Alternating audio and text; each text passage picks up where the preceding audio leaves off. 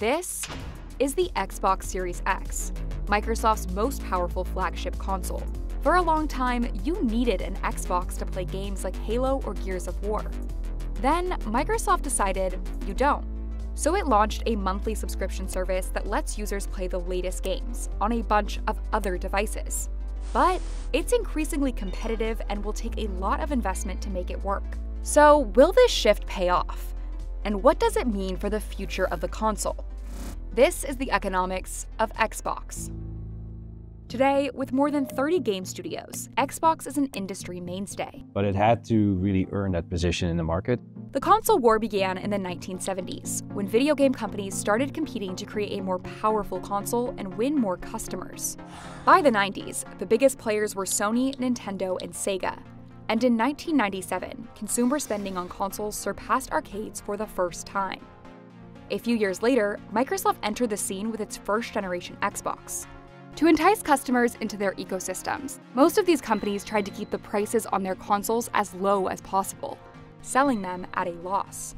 Xbox loses up to $200 per console, but the brands made up the difference by selling games and other accessories. The more consoles you sell, the more software you're going to sell with it. The PlayStation outsold the Xbox every single time. Microsoft only came close to beating Sony with the Xbox 360. Analysts say this was because the PlayStation 3, which ran customers up to $600, was priced too high. But the Xbox lost ground with the next generation, and ultimately, it lost the console war. In 2017, Xbox launched Game Pass, positioning itself as a services brand. It's more interested in making content available to people on whatever device they choose to play on. Game Pass is a tiered service. The least expensive plans offer gaming on either console or PC, and the most expensive plan has multi-device gaming and other features like streaming games from the cloud and access to certain games the day they're released. In essence, Microsoft is betting that it can get more customers if they don't have to buy a console.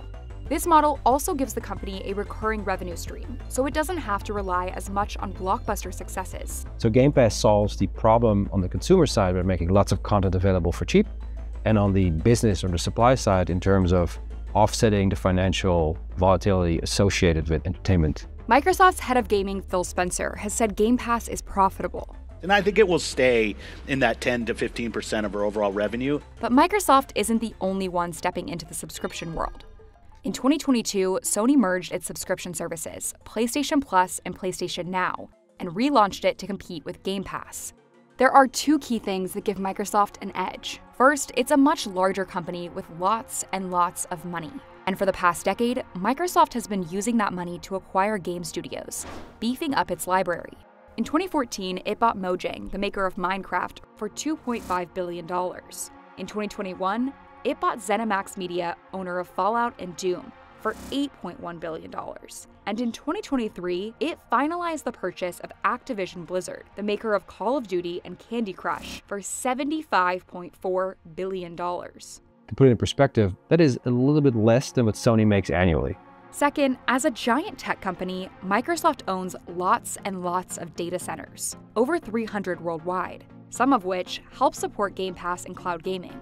The incumbents like Nintendo and Sony, they live and die on great content and this magnificent retail distribution infrastructure that they've built. So it's in Microsoft's interest to push into its data centers and its infrastructure in the cloud because it can't beat Sony and Nintendo at retail.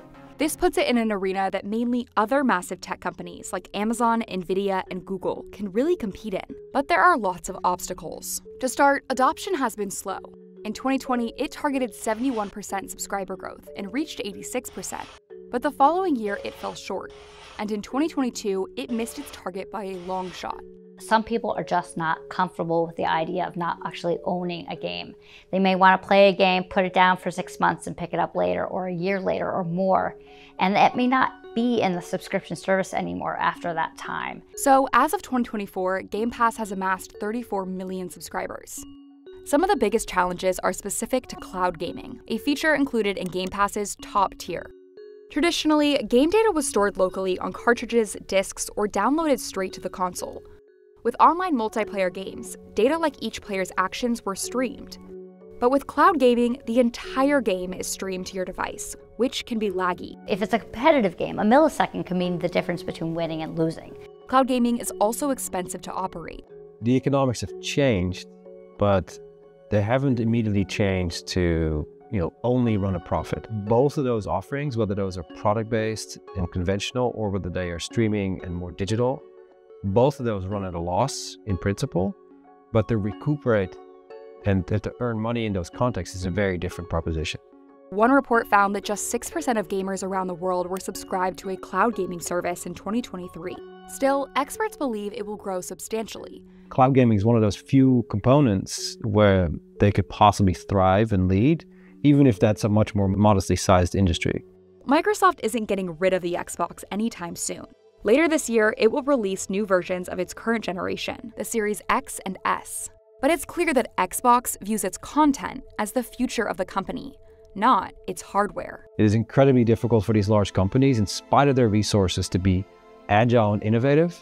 And so, they're always watching someone else just run the show. And so in many ways, you could make the argument that the current effort and investment towards Game Pass and xCloud and all of the things that they're building and acquiring goes towards perhaps finally being in the driver's seat for the first time, giving it the chance to win whatever the new gaming war will be.